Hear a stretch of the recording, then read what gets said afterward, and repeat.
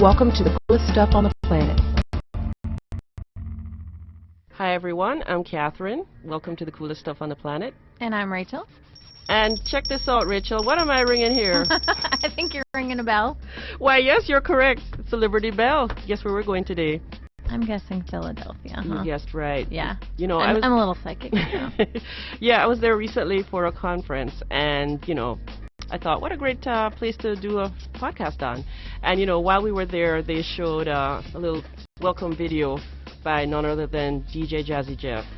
Yeah, you were telling me about this, and yeah. So why is DJ Jazzy Jeff representing the city of Philadelphia? He's like a Philly ambassador, He was with the Fresh Prince. You remember that song, Oh, yeah. Yeah, in West Philadelphia, born and raised. So I guess he's evolved from there. He still lives there. He does a lot of record producing, and he's also an ambassador for Philadelphia. So he was on a video talking about all the cool things you could see there. That's pretty cool. Yeah, it was pretty cool. I was like, whatever happened to him? And there he is, So, yeah. So I told you a little bit about that. Its most famous nickname is, of course, the city of brotherly love, which is what its name means in Greek. Philadelphia is Greek for brotherly love.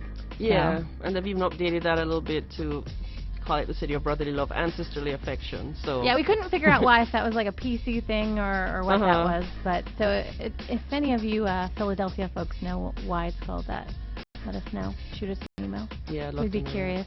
Philadelphia was very important in early American history. It was started by William Penn. Obviously, the name Pennsylvania comes from that. Yeah. And the city itself was laid out in a grid system. So you have numbers going north-south, and then the names of the streets go east-west. And what he did is he named the streets after trees that grew on that street so that people who are illiterate could find their way. So you have like a chestnut street and a walnut street, and I guess at the time there was a tree corresponding to that on that street so that people could find their way around. That's really cool. Yeah. Philadelphia is also known, as Catherine just pointed out with her little bell, for the Liberty Bell. Mm-hmm. William Penn had the bell cast for the Philadelphia State House in 1751. Mm-hmm. And then the bell was rung in 1776 for the first public reading of the Declaration of Independence.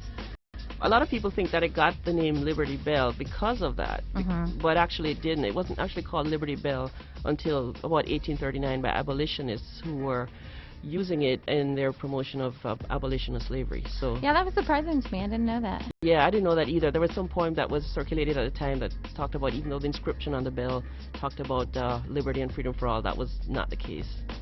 Yeah. Intriguing. Very intriguing. Another bell factoid that I didn't know about was that in the 20s it was used sort of to support the suffrage movement for women. And so there was a version of it that toured around that was called the Justice Bell. Yeah, and I think they had the clapper chained as a symbol that until the women got the right to vote, that they wouldn't be the bell would not be rung. Oh, that's so cool. Yeah, so it's pretty cool. And Philadelphia, just to switch gears, is also very famous for its murals. And this is an interesting program that they started in the 80s to combat graffiti, and to sort of channel that energy of graffiti artists into something more productive. And from that, they have about 3,000 murals all over the city. And it's cool. I was sort of reading the mission and the history of the program, and it's really quite amazing what an important social program this is, and how famous now Philadelphia has become for its murals and its muralists. Yeah, they now have people that they commission to actually paint murals. They'll have themes, like there's one, a love letter theme, where a person has sort of done a love letter to a person. Or that one's so cool. Yeah. I'd love to see that in person. Just like a series of them. And there's also the Jackie Robinson mural, which looks like a black and white photograph of Jackie Robinson, but it's all done in painting. So it's kind of a way of beautifying the city, on the outside and sort of on the inside. It's kind of neat. Yeah, definitely. Another kind of tour that you can take in Philly is a market tour, specifically the Reading Terminal Market. It's a really great place to check out the Philly food scene.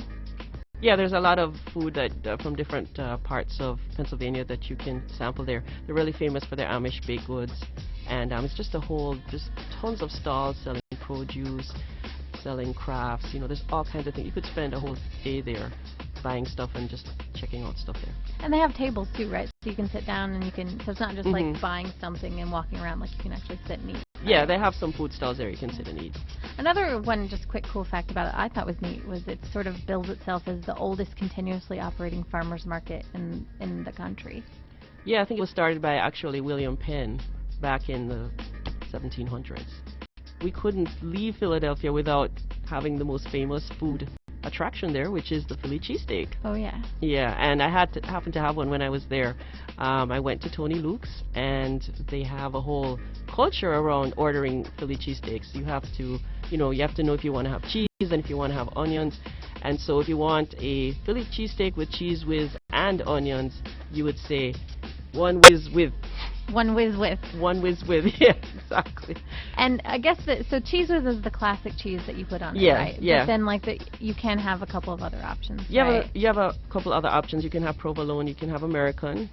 Swiss cheese is a big no-no, but it's very tasty, and you got to have one when you're there. You were telling me that you sort of sat in on an interview with Tony Luke.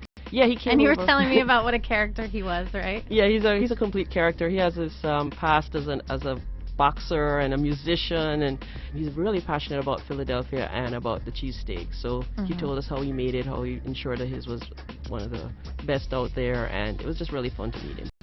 So that's just a little bit on Philly. We hope you enjoyed that little tiny tour of it.